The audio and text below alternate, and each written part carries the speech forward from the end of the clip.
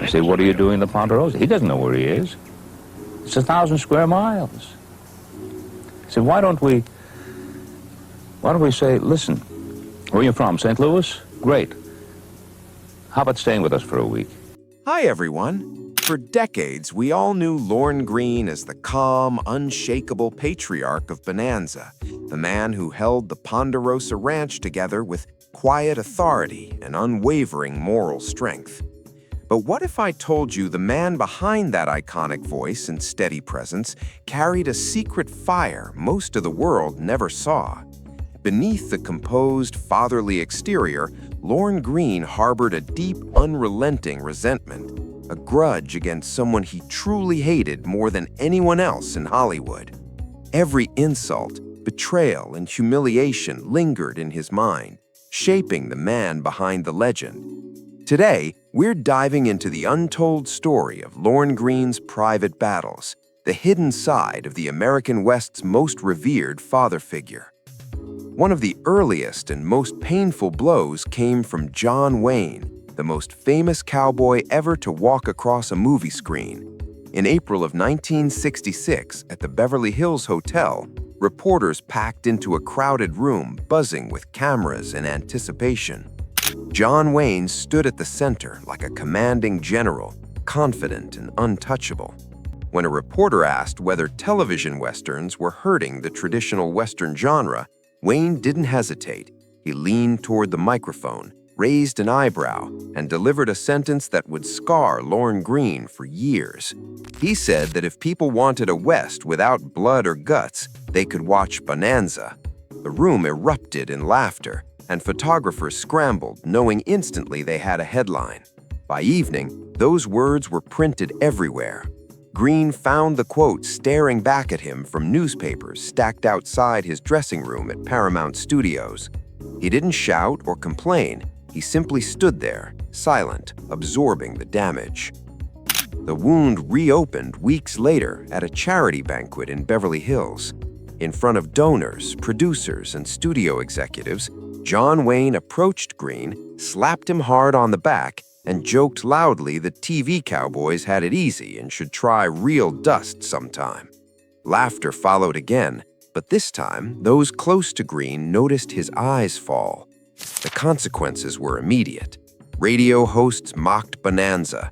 Columnists painted Wayne as the embodiment of the West, while reducing Greene to a sanitized version. And NBC pushed Greene into interviews meant to repair the damage. Wayne never clarified his remarks, never softened his stance, and never acknowledged the harm he caused.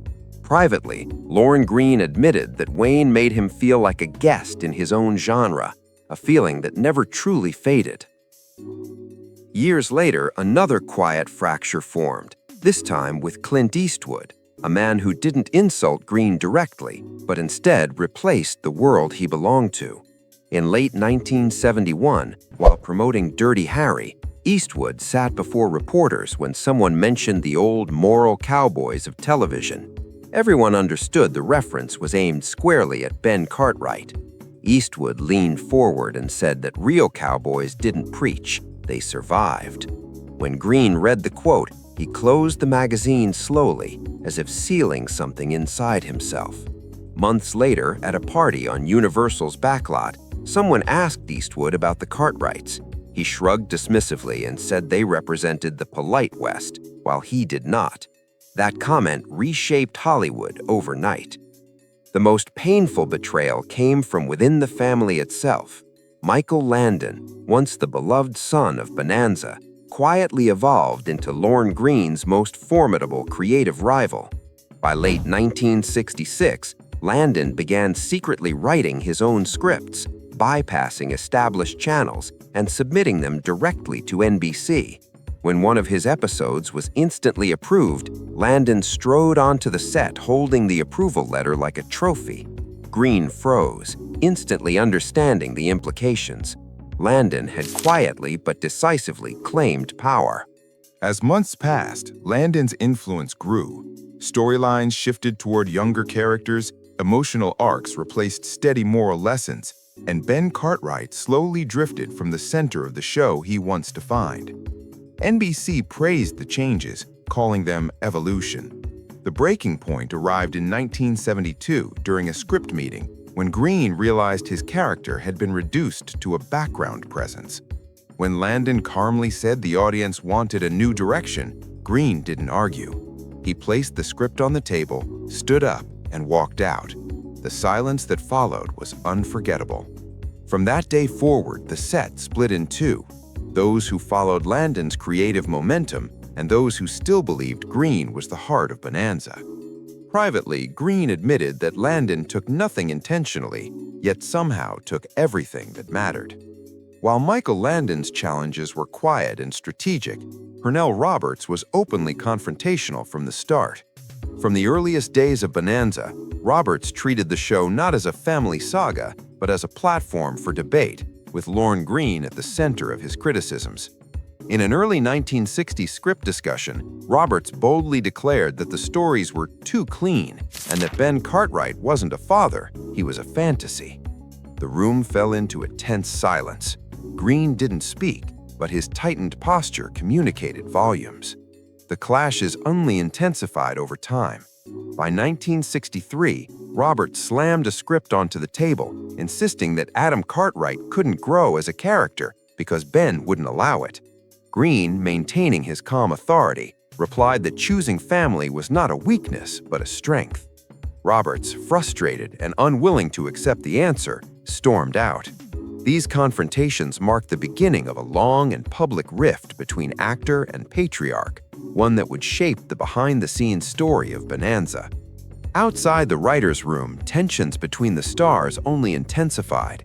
Dan Blocker and Lorne Greene tried to keep the set professional, but Pernell Roberts refused to play along. He skipped promotional appearances, avoided charity events, and left Greene to field questions about the show's supposed harmony.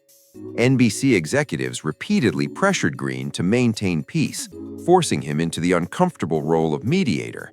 But the breaking point came in 1965 during an interview with the San Francisco Chronicle.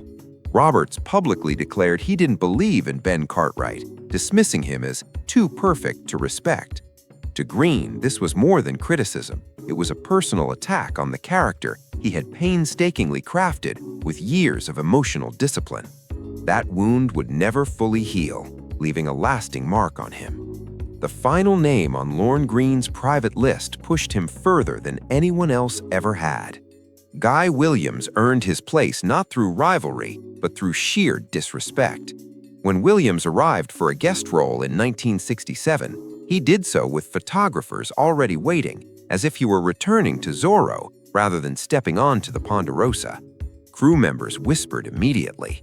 From the start, Williams demanded endless retakes not for performance, but for vanity.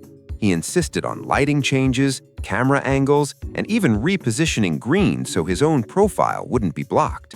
During one scene, Williams loudly announced that his character led the moment, not Ben Cartwright. The breaking point arrived midweek when Williams abruptly halted a scene, insisting it didn't showcase him properly. Without a word, Lorne Greene slowly removed his hat, placed it on the table, and walked off his own set. Production ground to a halt for hours as executives scrambled to regain control. Williams later downplayed the incident, but everyone present knew the truth. He hadn't just bruised Greene's ego, he had violated the discipline, order, and respect that Greene had upheld for years. Privately, Greene distilled the moment in a line few ever forgot. "Some people don't break rules, they break rooms." That quiet, cutting remark revealed the depth of Greene's authority and the patience that had defined him on the Ponderosa. In the end, Lorne Greene wasn't a man fueled by anger, he was a man shaped by memory. Every insult, dismissal, and betrayal left a mark, quietly carried alongside the weight of the Ponderosa. Now the truth of the men who crossed him has finally come to light. Was his resentment justified, or did Hollywood's ruthless ambition push rivalries too far? One thing is certain, behind the calm face of Ben Cartwright lived a man who never forgot. If you found this story revealing, like, share, and let others see the untold side of Lorne Greene. Thanks for watching.